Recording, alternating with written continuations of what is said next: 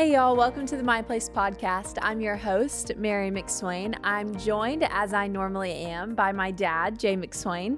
Yeah, Mary, we've been having a lot of guests recently, and I don't know exactly how these will roll out, but this will kind of be the first time as we've been putting these together that it's just been me and you, It the will old be. band back together again. It will be. And I have loved some of the guests. I've loved all the guests that we've Yeah. had on, and it's been fun to have a different dynamic in the studio and a different dynamic to our conversations. But like you said, we are getting back to a bit of our classic conversations here. Speaking of what we're doing tonight, I'm really excited about. We've touched on it here and there, I am sure, in our recent conversations. But what we're doing tonight is going to combine two of the topics that in the past year that we've been doing podcast again. We've separated these topics a lot, even though in our assessment, while they are separate, they do work together a lot. We started the year off when I officially came to work for you back in the fall, going through our book, The Dark Sides of Personalities and How to Overcome Them, walking through personality. And once we got done with that, we really hit the ground running talking about spiritual gifts, because in the place assessment, personality and spiritual gifts are the first two parts of the 5 parts of the assessment. And what we've been doing, and again, I am sure we have covered how they do work together, but what I really wanted to do tonight is talk about how those two different elements influence and interact with one another, because that is really the beauty of the tool, is that while they do stand alone as independent individual constructs, they also influence one another a lot. And I think that is so much of the power of this tool, is how we don't look at them individually, but we look at how they interact with one another. So that's what we're going to be doing tonight, is looking at how personality and spiritual gifts interact in people's lives and influence one another. But to set up a framework for our conversation, I want to get a little technical. And I would love if you could explain to people the technical terms for how the two elements are independent of one another, but also influence and interact with one another. So I heard this years ago from someone who was really smart in the field of psychology. So I'll just say I heard it from a smart person. I heard the terminology psychometrics, and what they told me was that's where one element impacts another element. One element may conflict with the other one. It may temper the other one. And at times it balances the other element. And even sometimes it can enhance or intensify. Like if you're a D personality with a spiritual gift of prophecy, it may enhance and intensify that prophecy, because prophets are really in your face generally, and Ds are also in your face. So psychometrics, where one element, a different type of assessment, can bring balance, temper, conflict with another one. When you first heard that term all those years ago, did you have a grasp on what that would really mean in people's lives? No. Was I supposed to say no? I didn't.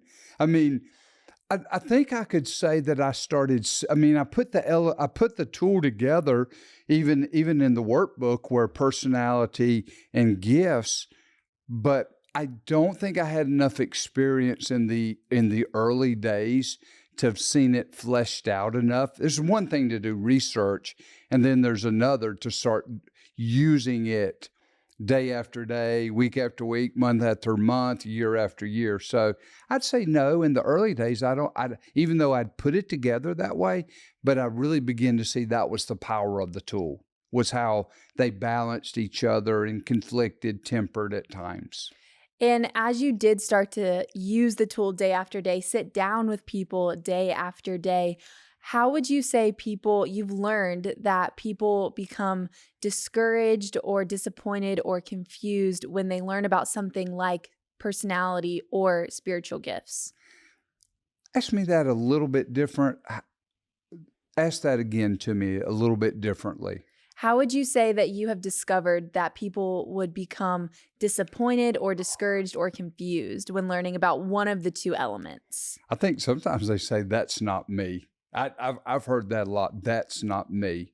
Or they start, I hate to say this, they start throwing darts at the tool, because and as I've listened to them, it is them. They answered the statements correctly, but what they read about themselves they didn't really like. And as I'll give one example. There was a lady that she scored like on all the spiritual gifts. I don't think she scored below a 4 on any answer. So she wanted to have all the gifts. And she scored out as an S personality. And it was the very first year I was doing place. It was in Baltimore, Maryland. And there were about 25 people from this church that I was eating dinner with that were going to be part of this place team. And she sat there and challenged me the whole time. She's an S personality. S's don't do that. Now she may have had some confusion or whatever, but they don't challenge and make you try to look bad in front of a group of 23, 4, 5 people. And she did. She wanted to be an S. And so when she answered the statements, she answered them as an S, but she was no more an S than I was an S. So. And that's so interesting because I think oftentimes people do answer for who they want to be and not who they really are, whether they are consciously aware of that or not. I think one of the other reasons that I've seen in my own experience sitting down with people, bringing them through the tool, where some of the confusion or discouragement or disappointment sometimes can come from too, is one, maybe a lack of understanding of themselves or of the tool itself, but also through comparison. Because we say Mm. a lot of times, even in our book, that comparison is the enemy of contentment and the thief of joy. And I think sometimes people start to compare who they are not to who other people are, and it leaves them discontent or discouraged at what an assessment says about them. And I think sometimes, especially I've seen when looking at spiritual gifts, is whether it's a misconception of what that gift is, or they've seen that gift in someone else's life and they might score out as having the same gift, but it doesn't look the same in their life, or they feel as though they're not like that other person. So this must be wrong about me. And one of the things, and I remember it so vividly, it was a coaching session that I had with a college student at my church back in the fall. And one of her top gifts was the gift of evangelism. And she was a very high S personality. She was very sweet, very tender, very gentle. And her leader, the leader of the college ministry, Mr. Mike, he is a very strong D personality with the gift of evangelism. And he has a heart for missions. He has gone all across the world telling people about Jesus. And he is that very confident, very driven, very outgoing D personality. And she knew that he also had the gift of evangelism. And when we were going through some of her different spiritual gifts, she had a couple other ones that were high that made sense to her. But when we got to evangelism, she said that just doesn't really make sense for me. I don't understand how I could have that, because I see Mr. Mike and he goes all across the world. He goes door to door. He's telling people about Jesus in the supermarket.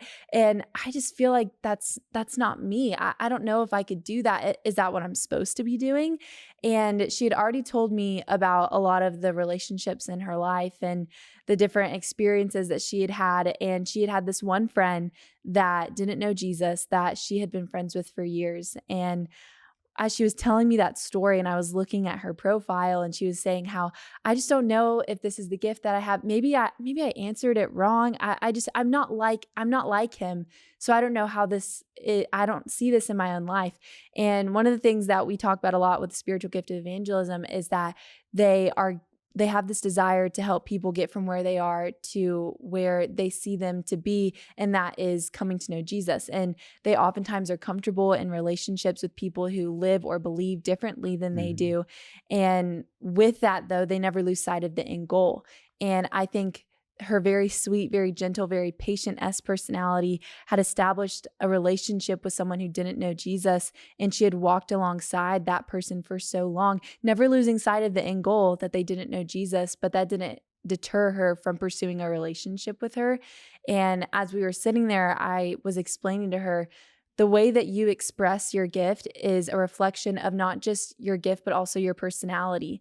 That you have a very intentional, very gentle, very patient personality that has established a very important relationship with one person. And that may be how you express your gift. It may not be by going door to door or making friends with people that you don't know or being Or this. confrontational Yes, evangelism. confrontationally, yes. And the way that you express your gift, the way that it's reflected in your life is a reflection of your personality, not just your spiritual gift.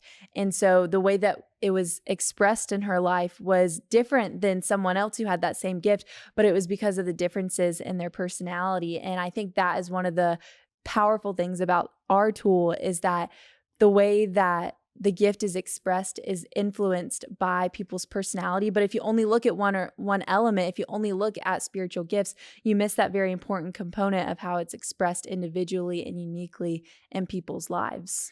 You said something you were talking. I thought of something you because we talk a lot about comparison, and you're saying that can be we say that can be why people get discouraged. I think another reason people get discouraged so often with the results is they have voices of a parent. Maybe not that they're comparing themselves to their parent, but their parent has tried to project onto them to be a certain way. And I find, Mary, sometimes people can be 60 years old, 70 years old, and they're still hearing that voice of that parent who wanted to project onto them to be a certain way through a gift or a personality type. So I think those are two ways people can get disappointed is comparison, but also wanting to live up to the expectations of some other person. And oftentimes it goes back to a parent.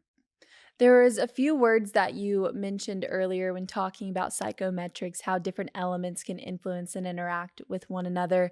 So, before we dive into some of the ways that that can look with the specific personality styles and spiritual gifts, could you summarize for us again the different ways that elements can interact with one another? How could your personality influence your spiritual gifts?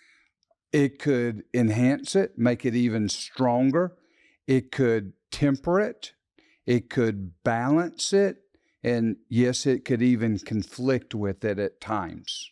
So, what would be an example of how someone's personality could enhance the effectiveness of their spiritual gifts? Um, let's say that someone is a D personality with the gift of evangelism. It could get enhanced if they go into a prison. You're not going to build relationships at a prison, right? And so that bold, get to the point personality type could go into that prison and very quickly want to get to the point, do you know Jesus or not? Or I'll never forget this one.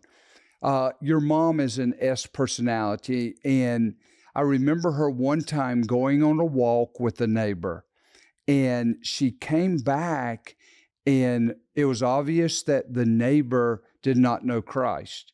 And what she said was, I really need to spend time building the relationship with that person instead of and talking about other things. And S's are good at being sensitive to other people and where they are. So it enhances someone with evangelism who is in tune enough through their awareness and things they pick up to be able to build relationship, especially when they realize there may be some animosity or some walls up to becoming a Christian. An S personality with the gift of shepherding, mom is a great example of that. And that's one of the ones that I was thinking of because they do go so beautifully together. All of them are unique and are effective. That was one of the examples that I was thinking of because S personalities are gentle and they're calm and they're mediators. They want to keep the peace, maintain the peace, or bring peace back to a situation. Shepherds, people with the spiritual gift of pastor shepherd, they want to look after the emotional and spiritual well being of an individual or a group. They want to look after their flock. Mom always talks about how she has her different sheep that she wants to look after as their shepherd. And S personalities, they are so gentle, they're so calm. They want to create peace amongst the flock. Sometimes sometimes one of the sheep can stir up conflict. I think S personalities being that great mediator amongst groups and amongst individuals can be great at maintaining peace when there are quarrels. When one of the sheep wander, the shepherd's job is to bring the sheep back into the fold. And I think the S is a great mediator to be able to do that and to be able to gently and calmly bring that wandering sheep back Yeah. into the flock, back into the fold, but also show the rest of the flock how to bring that sheep back in by the way that the S with the gift of shepherding so calmly, so gently, so patiently brings that sheep back in. And I think that's a beautiful example of how your personality can enhance the effectiveness of your gift. I think even let's say an I personality with the gift of teaching. I personalities. We just talked to someone who is an I personality with the gift of teaching. She was so articulate. She was so concise. She was so well worded at her communication, but she made it fun. She made it engaging. She was very dynamic. Even before we started recording our conversation, That was probably the best part of the whole mhm, evening with her is before we hit the record button and just the laughing that we were doing with her. yes, and she was very dynamic, she was very engaging, she'll make people laugh, she's a great artistic storyteller, and that would be the case with so many of the gifts. There's so many examples of how your personality could enhance the effectiveness of your gift, but there are also times when your personality could conflict with your spiritual gifts. What are some examples of that? Wow. And let's make this real clear that there are some personalities that are more easily connected to a spiritual gift. Again, the S personality that is the shepherd. If you look at the I personality or the D with evangelism, because again, they are bold, they will engage. But I can show you at times where every combination has been connected, even when it wouldn't. I'll give you one that you wouldn't normally see. You wouldn't normally see a D with the spiritual gift of mercy because D's aren't always the most sensitive people. But I have, as you know, it's always a story for me. And so I want to tell the two opposites of how this works. I'm in a training and I tell a story that's a really powerful story about a couple losing their baby. And people a lot of times get visibly upset. I was telling the story, and there was a lady that got visibly upset, and she went off to a little side room. Well, immediately after someone in the training saw that she was upset, they immediately got up and went to that person. And I went to the person that got up afterwards, and I said, could you tell me what your, and this is the early days of Place too, could you tell me what your personality and spiritual gifts were? She was a D with the spiritual gift of mercy, and she got up immediately and went to that person. Well, I don't know, it was a year, 2 years later, I was telling the same story, and I'm in a hotel that is one of these like long rooms that doesn't have a lot of space in between the wall and the table that we were sitting at, that we had 25 or 30 people at the training. And I tell the same story. And a lady starts crying, sitting there, kind of everybody tight together. She starts crying. And nobody gets up. And the next day, she wasn't supposed to be at the training the next day. She was just coming for the first day. So I asked the people that were there the second day, I said, yesterday when this person became upset, is anybody in here with the gift of mercy? And there were a couple of people that raised their hand.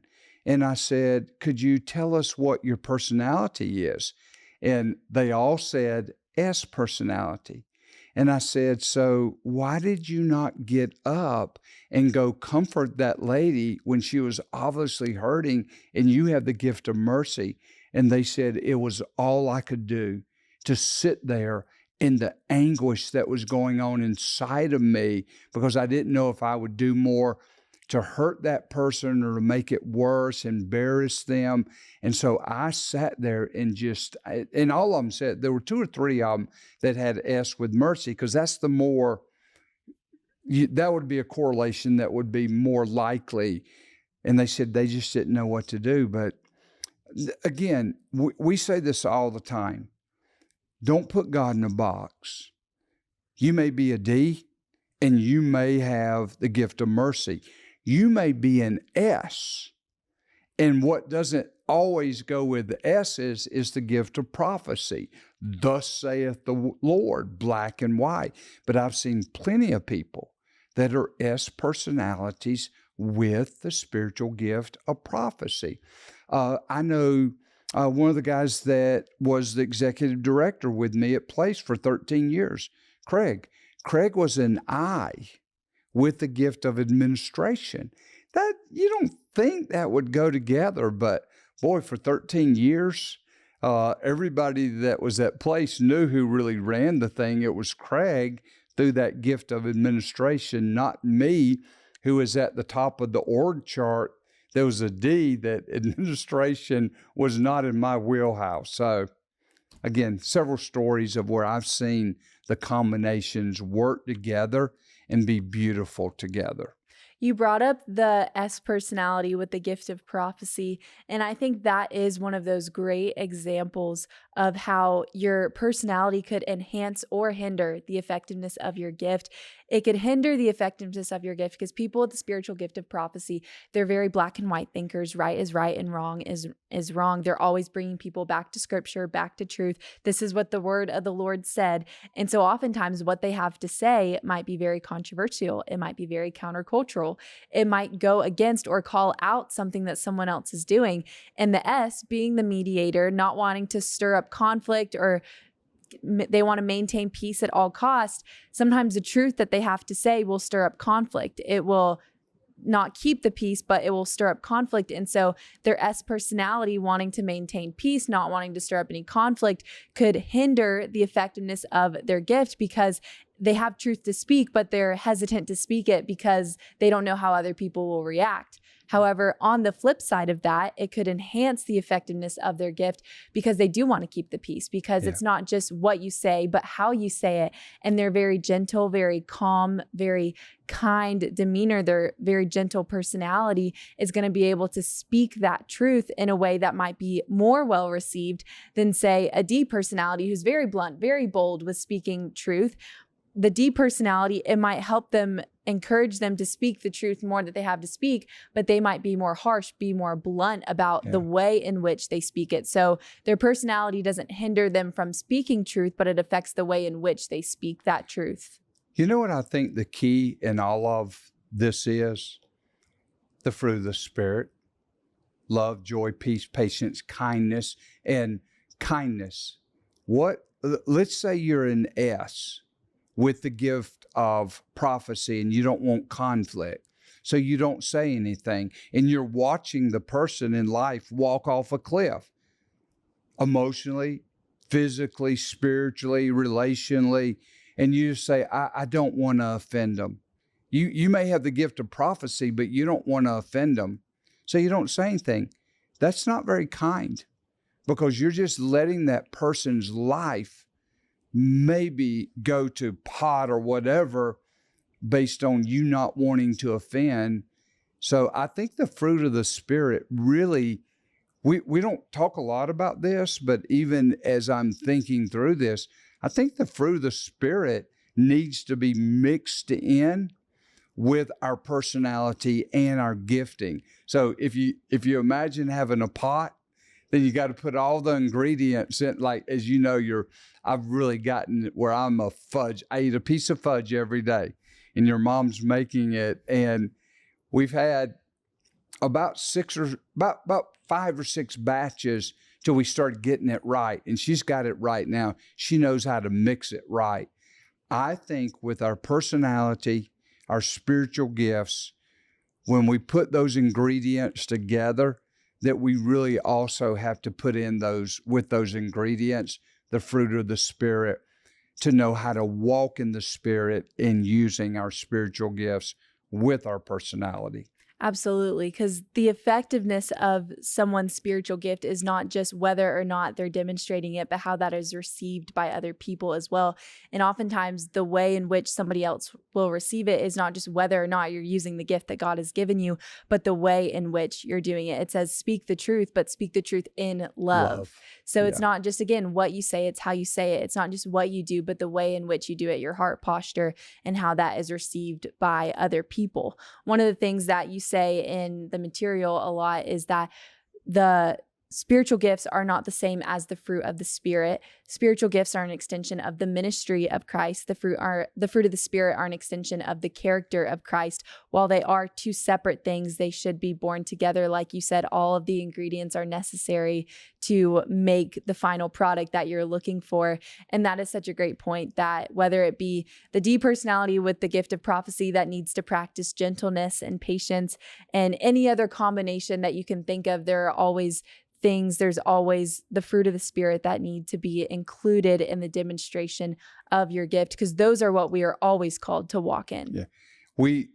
We've talked about this a lot, even in some of our previous times together, is that a lot of people think 1 Corinthians 13, that it's there for preachers to have something nice to say at a wedding. Love is patient, love is kind, and things. But really, 1 Corinthians 13 is in between 1 Corinthians 12, where it talks about the giving of gifts, a lot of different gifts, how they're used. Then 1 Corinthians 14 about how they're abused. And then right in the middle is 1 Corinthians 13. And for those of you that don't know that chapter very well, I'll just tell you, basically it says, if you don't use your spiritual gifts in the context of love, then your gift and you are pretty useless in God using you. So that is the key. And I think a lot of what we've been talking about tonight is how to ensure that your ministry is effective, how to ensure that your spiritual gifts are being effective. And part of that is knowing who you are, knowing how unique you are, and how that uniqueness will influence the demonstration of your gift, that your personality will influence the demonstration of your gift, and that you ought not try and do it like someone else is doing it, but do it in the specific way that the Lord has wired you, but also to ensure that you're walking in love, joy, peace, patience, kindness, goodness, faithfulness, gentleness, and self-control. So it's not just about knowing who you are, but knowing who the Lord has called all of us to be, regardless of how we're wired. And that is to be like Christ. That's to walk in the Spirit and walk in a character that resembles and reflects the Spirit. And we have covered a lot, but there's one other thing that I want to ask you about that I think could be interesting to talk about as we're talking about the different parts of who we are and how they interact and influence with one another. We've talked about how our personalities influence the demonstration of our gift, but are there ways that our different spiritual gifts could interact, how they look in our own life, in the unique ways that they are demonstrated, the unique focuses or emphasis that we might focus on in light of the different gift mixes or different gift combinations that we have? Wow, that's a great question.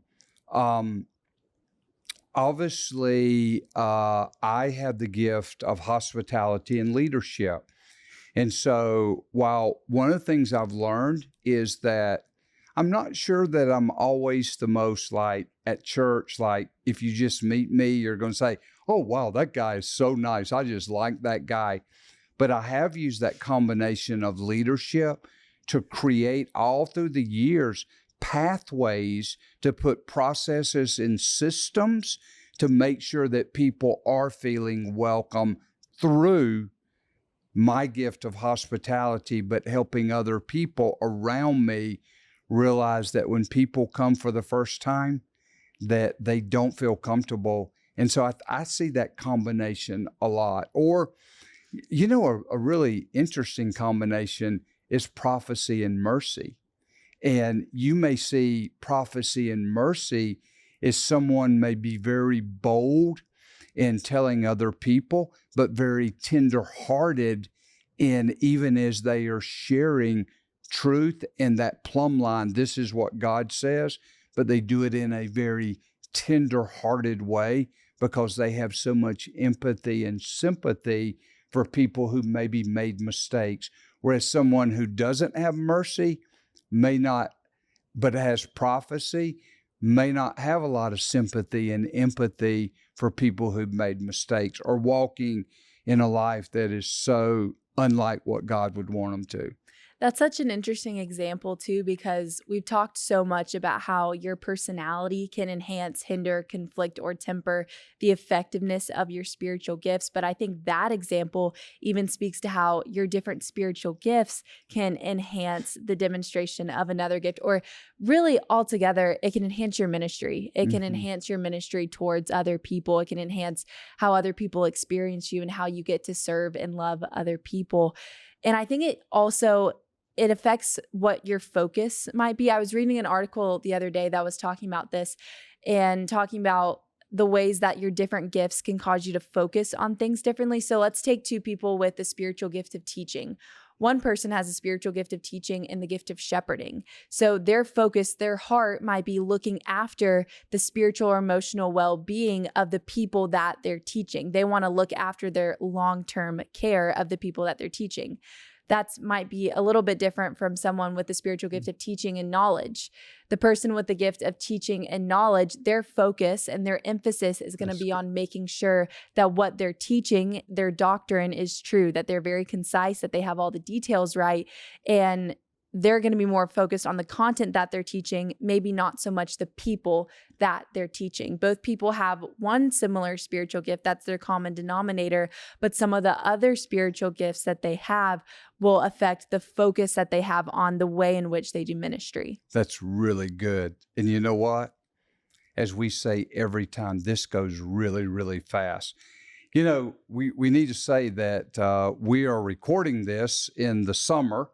And like a lot of times in the summer in Atlanta, late in the afternoon, evening, we get thunderstorms. And so there may be some people that watch this that get to hear the pitter patter of the rain and even some thunder outside. But I hope that people will enjoy this, because this is a little bit different than I think anything that we've done.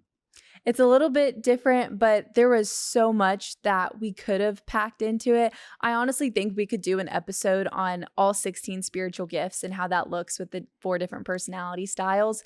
And so I just want to give an encouragement to y'all that whether you feel as though your personality hinders, enhances, or conflicts or tempers with your spiritual gift, all of us are made uniquely. All of us are made intentionally. So the way that the Lord has wired you was intentional. It was unique. It was made to be effective and impactful for his kingdom and in and through your life. And so we could have talked about every single personality, every single spiritual gift. We just did not have time to walk through all of them. But I hope this was encouraging to y'all as an example that you are fearfully and wonderfully made. The Lord intentionally created you for good works that he prepared beforehand for you. And the way that he has wired you through your personality and your spiritual gifts were intentional. It was the way that he wanted you to serve people and to serve him and even enjoy the ways that he has made you. So we hope this was an encouragement for you as you begin to discover how the Lord has fearfully and wonderfully made you through things like your personality and your spiritual gifts. So thank you for joining us for this conversation, and we hope to see you again next time.